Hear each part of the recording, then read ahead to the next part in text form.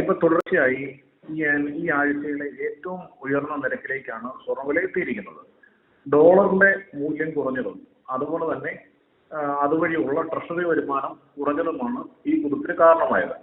കൂടാതെ ഹോർമൂസ് കടലിടുക്ക് വീണ്ടും തുറക്കുമെന്നും അങ്ങനെ തുറന്നാലുണ്ടാകാവുന്ന ഒരു മാറ്റം അത് ലോകത്ത് ആഗോളതലത്തിൽ ഉണ്ടാക്കുന്ന ഒരു പോസിറ്റീവായിട്ടുള്ള ഒരു ചേഞ്ചുകൾ ഇതെല്ലാം കൂടിയാണ് ഈ പറയുന്ന സ്വർണ്ണവിലയിൽ ഈ വലിയൊരു കുതിപ്പിന് കാരണമായിരിക്കുന്നത്. സ്വർണ്ണവില ഈ ഒരു ട്രെൻഡ് ഇപ്പോഴത്തെ ഈ ഒരു ട്രെൻഡ് തുടരുകയാണെങ്കിൽ സ്വർണ്ണവില വീണ്ടും കൂടുതൽ ഉയരങ്ങളിലേക്ക് എത്താനുള്ള സാധ്യത തള്ളിക്കളയാൻ സാധിക്കില്ല. അതുകൊണ്ട് തന്നെ യുദ്ധവുമായി ബന്ധപ്പെട്ട് പറയുകയാണെങ്കിൽ ഇറാൻ പറഞ്ഞിരിക്കുന്നത് ഇനിയും അമേരിക്ക ആക്രമിക്കുകയാണെങ്കിൽ അവർ കൂടുതൽ ഗൾഫ് രാജ്യങ്ങളിലേക്ക് ആക്രമണം വ്യാപിപ്പിക്കും. അതുപോലെ അവിടുത്തെ ഈ പറയുന്ന എണ്ണ ഉൽപാദന കേന്ദ്രങ്ങൾ അടക്കമുള്ള കേന്ദ്രങ്ങളിലേക്ക് നേരിട്ട് ആക്രമണം നടത്തുമെന്നുള്ള തരത്തിലേക്ക് ഒരു ഭീഷണി ഇറാന്റെ ഭാഗത്തുനിന്ന് വന്നിട്ടുണ്ട്. അപ്പോൾ യുദ്ധം തൽക്കാലത്തേക്കെങ്കിലും ഒരു തടയിടാനായിട്ടാണ് ഇറാൻ ഈ ഒരു കാര്യങ്ങൾ പറയുന്നത്. ഇങ്ങനെ ഒരു രീതി മുന്നോട്ട് തുടരുകയും യുദ്ധം ഇനി മുന്നോട്ട് തുടങ്ങാതെ ഇതിങ്ങനെ സ്ഥിരമായി ഇങ്ങനെ യുദ്ധം അവസാനിക്കുന്ന തരത്തിലേക്കുള്ള ചർച്ചകളുമായി മുന്നോട്ട് പോവുകയും ഒക്കെ ഉണ്ടാവുകയാണെങ്കിൽ വീണ്ടും സ്വർണത്തിന്റെ വില വർദ്ധിക്കുന്നത് തുടരുന്നു സ്ഥിതിയിലേക്ക് വരും.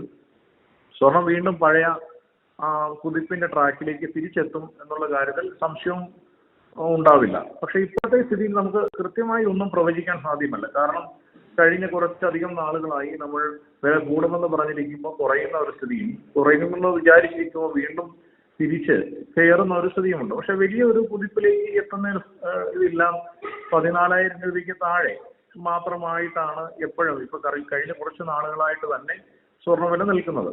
അതുകൊണ്ട് ഇപ്പോഴത്തെ ഈ ഒരു കുതിപ്പ് താൽക്കാലികമെന്നും മാത്രമേ ഈ പ്രതിഭാസത്തെ ഇപ്പോൾ നമുക്ക് നോക്കിക്കാണാൻ സാധിക്കുള്ളൂ. പക്ഷെ യുദ്ധം അവസാനിക്കുന്ന തരത്തിലേക്ക് എത്തുകയും വീണ്ടും ഇങ്ങനെയുള്ള അനുകൂല സാഹചര്യങ്ങൾ ഉണ്ടാകുകയും ചെയ്താൽ സ്വർണ്ണവില വീണ്ടും തിരിച്ച് കുതിക്കുകയും ചെയ്യുന്ന സ്ഥിതിയാണ് ഉള്ളത്. താങ്കൾ സൂചിപ്പിച്ച പോലെ തന്നെ വലിയ ആശങ്ക തന്നെയാണ് സ്വർണ്ണവിലയിൽ നിലനിൽക്കുന്നത്. നിലവിൽ വിവാഹ സീസണൊക്കെ ആരംഭിക്കാനിരിക്കുകയാണ്. സ്വർണ്ണവില ഇങ്ങനെ 1 ലക്ഷത്തിന് മുകളിൽ തുടരുന്നത് സാധാരണക്കാരുടെയും ആഭരണ പ്രേമികളുടെയും ബജറ്റിനെ താളം തെറ്റിച്ചിട്ടുമുണ്ട്. ആഭരണം വാങ്ങാൻ കാത്തിരുന്നവർക്ക് ആശങ്ക വർദ്ധിപ്പിക്കുന്നതാണ് ഈ പുതിയ വാർത്ത. വ്യാപാരികൾക്കിടയിൽ എന്താണ് സംഭവിക്കുന്നത്? ഇപ്പോ സ്വർണം വാങ്ങാൻ ആഗ്രഹിക്കുന്നവരെ സംബന്ധിച്ച് അവർക്ക് യാതൊരു ആശങ്കയുടെയും കാര്യമില്ല. അവരുടെ ആശങ്കകൾക്കൊന്നും അടിസ്ഥാനമില്ല എന്നാണ് ഒരു വ്യാപാരി എന്ന നിലയിൽ ആദ്യമായി പറയാനുള്ളത്.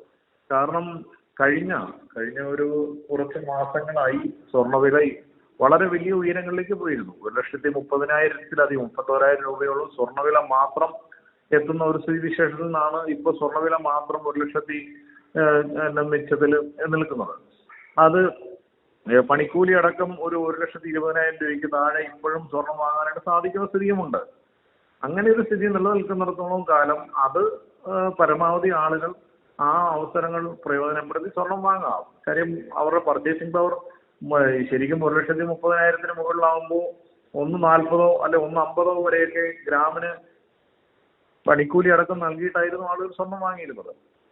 അപ്പൊ സ്വർണ്ണ വിൽപ്പനയിൽ ഒരു കുറവുണ്ടായിരുന്നെങ്കിലും ഇപ്പൊ വീണ്ടും ഈ ഇങ്ങനെ ഒരു വിലയിൽ നിൽക്കുമ്പോൾ ഇനി വെയിറ്റ് ചെയ്താലും കൂടുതൽ വിലയ്ക്ക് വാങ്ങേണ്ട ഒരു സ്ഥിതിവിശേഷം ഉണ്ടാവും. അതുകൊണ്ട് വാങ്ങേണ്ട ആളുകൾ, സാധാരണക്കാരായിട്ടുള്ള ആളുകൾ ലൈറ്റ് വെയിറ്റ് ആയിട്ടുള്ള ആഭരണങ്ങൾ അവരുടെ ബഡ്ജറ്റ് അനുസരിച്ച് ഏത് തൂക്കത്തിലും വെയിറ്റ് കുറഞ്ഞ ആഭരണങ്ങൾ നമ്മൾ നൽകുന്നുണ്ട്. അതുകൊണ്ട് അവർക്ക് വാങ്ങേണ്ട ആഭരണങ്ങൾ, ലൈറ്റ് വെയിറ്റ് ആയിട്ടുള്ള ആഭരണങ്ങളൊക്കെ അവരുടെ ബഡ്ജറ്റ് അനുസരിച്ച് നമ്മൾ പ്രൊവൈഡ് ചെയ്യും. അതുകൊണ്ട് അങ്ങനെ ഉള്ള ഈ വിലയുടെ ഈ വേരിയേഷനിൽ ഇപ്പോഴത്തെ ഈ ഒരു കുതിപ്പിലൊന്നും ആളുകൾ ആശങ്കപ്പെടേണ്ട കാര്യമില്ല. എന്തായാലും ഒരു കാര്യം കൂടെ, ഇപ്പോൾ ഓണമൊക്കെ വരാൻ ഒരുങ്ങുകയാണ്. ഓണം വരുന്നതിന് മുന്നോടിയായി സംസ്ഥാനത്ത് സ്വർണ്ണവില സർവ്വകാല റെക്കോർഡ് ഇടുമോ എന്നൊരു ചോദ്യം പൊതുവെയുണ്ട്. ഉത്സവ സീസണുകളിൽ ഇത്തരം സംഭവങ്ങൾ ഉണ്ടാകാറുണ്ടോ? അതായത് പണ്ട് കാലത്ത് നമ്മളുടെ ഇന്ത്യയിലെ അല്ലെങ്കിൽ കേരളത്തിലെ ഉത്സവ സീസണുകൾ വരുമ്പോൾ അതിനനുസരിച്ച് വിലയിൽ വ്യതിയാനങ്ങൾ ഉണ്ടാകുന്ന ഒരു സാഹചര്യം നിലനിന്നിരുന്നു. പക്ഷേ ഇപ്പോഴത്തെ ഈ സാഹചര്യത്തിൽ ആഗോളതലത്തിൽ, അതായത് ഗ്ലോബലൈസേഷൻ വന്നതിന് ശേഷം ആഗോളതലത്തിലുള്ള മാറ്റങ്ങൾക്കനുസരിച്ച് മാത്രമേ ഇന്ത്യയിലും വിലയിൽ വ്യത്യാസം ഉണ്ടാകുന്നുള്ളൂ. അതുകൊണ്ട് ഈ ഉത്സവ സീസണിൽ വില കൂടും എന്നുള്ള തരത്തിലൊന്നും ചിന്തിക്കേണ്ട യാതൊരു കാര്യവുമില്ല. അങ്ങനത്തെ ചിന്തകൾക്ക് അടിസ്ഥാനമില്ല. എന്തെങ്കിലും ഇപ്പോൾ നമ്മൾ ആദ്യം പറഞ്ഞതുപോലെ ഈ യുദ്ധസമാനമായ സാഹചര്യം വീണ്ടും മിഡിൽ ഈസ്റ്റ് രാജ്യങ്ങൾ തമ്മിൽ യുദ്ധം തുടരുന്ന ഒരു സാഹചര്യം ഉണ്ടായാൽ ഒരു പക്ഷേ വരെ കുറയാം.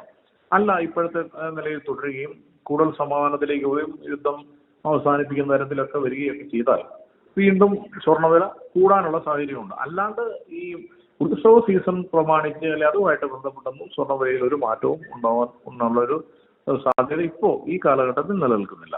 ഏറ്റവും പുതിയ വാർത്തകളും വിശേഷങ്ങളും വിരൽത്തുമ്പിലറിയാൻ സീ മലയാളം ന്യൂസ് എല്ലാ ഡിജിറ്റൽ പ്ലാറ്റ്ഫോമുകളിലും ലഭ്യം.